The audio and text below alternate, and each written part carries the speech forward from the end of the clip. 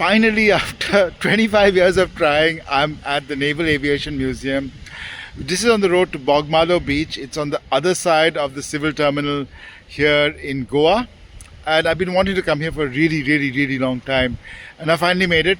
Don't have too much time, so let's get inside. So as you walk in to the Naval Aviation Museum here in Dabolim, Goa, it's on a small civil enclave of the Naval Air Base. You can see this beautiful constellation. You just saw a Sea King Mark 42 helicopter, but this beautiful 70-year-old Lockheed Constellation.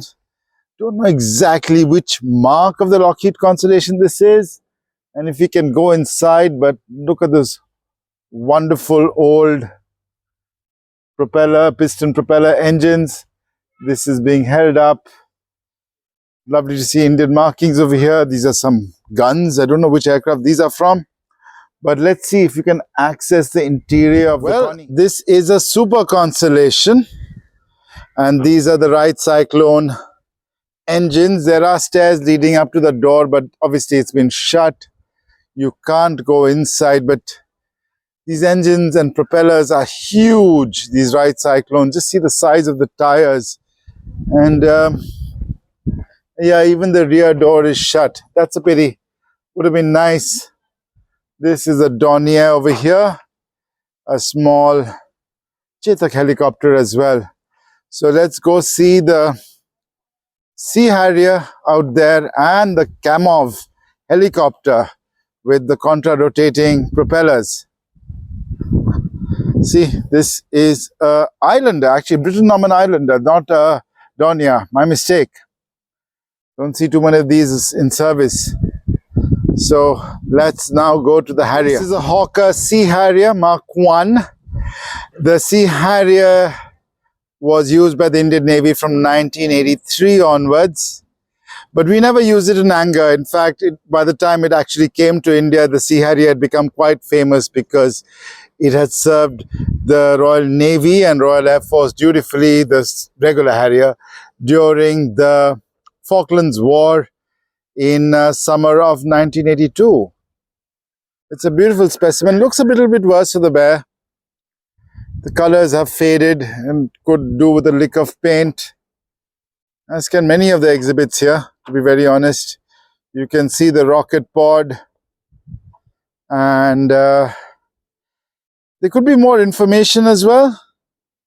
You can see some engines lying on the side. I believe there is a engine bay area as well, where you can see a Harrier engine on display also. Let's see some of the other aircraft. That's a Kamov Ka-25 helicopter.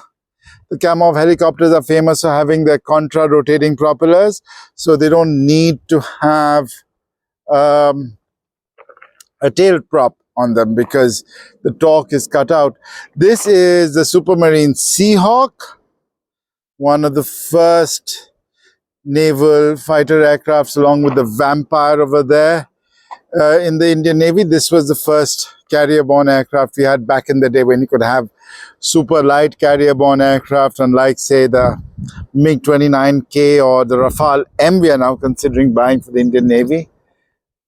And that's a Breguet Alize, which was a sort of submarine hunter. Singapore. It's quite a huge aircraft. Actually, the Breguet Alize looks small, but it's quite large, and you can see the exhaust over there. It's huge. You see a Vampire, de Havilland Vampire. Wow, these are old planes, man. These are planes from the late 1940s. The Seahawk is also late 1940s, early 50s. So these are now old aircraft. You might not think of a 1983 aircraft to be old, but that would make it 41 years old today. And let's see out here. There's a little bit more. It's a seaplane. Don't know which one. I mean, embarrasses an av geek to not recognize the aircraft, but there it is. There's another. That's what's that? Firefly. Wow, that's Supermarine Firefly. Okay, that Fairley Firefly. Sorry, Fairley Firefly? One sec, let's go close. Yep, it is a Firefly indeed. Firefly aircraft. This is a World War II aircraft. Target towing duties, as the board says over here. This is a Sealand, which is a seaplane, obviously, a small seaplane. Must have been used for some cargo carrying duty. Indoor section as well, where you can see scale. New INS Vikrant, the IAC-1. This is a Roshkosh. You can see the models of the MiG-29Ks as well. Everything. Don't know whether mother is here, but this is the INS Viraat, which was the old HMS Hermes that served in the Falklands War as well. And this is, of course, the original INS Vikrant, which was laid down as HMS Hercules during World War II. Quite a fascinating display inside as well. So these are listings of all our Indian Navy aviation squadrons, as well as the bases.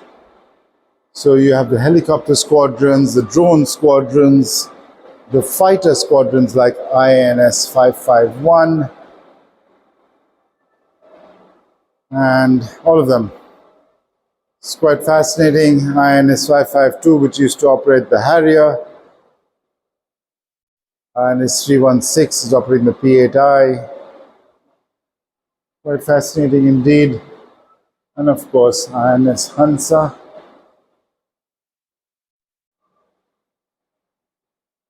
Stuff over here as well, including a Martin Baker ejection seat from a Harrier. There's a video running over there. You have sea survival kits and an aviator in a flight suit. Room upstairs, somewhere you can get a panoramic view. You can see some of the engines on there, which includes the Harrier engines, and this Alize, the Hughes helicopter, the Vampire, and behind all that you can see the Arabian Sea, Kamov.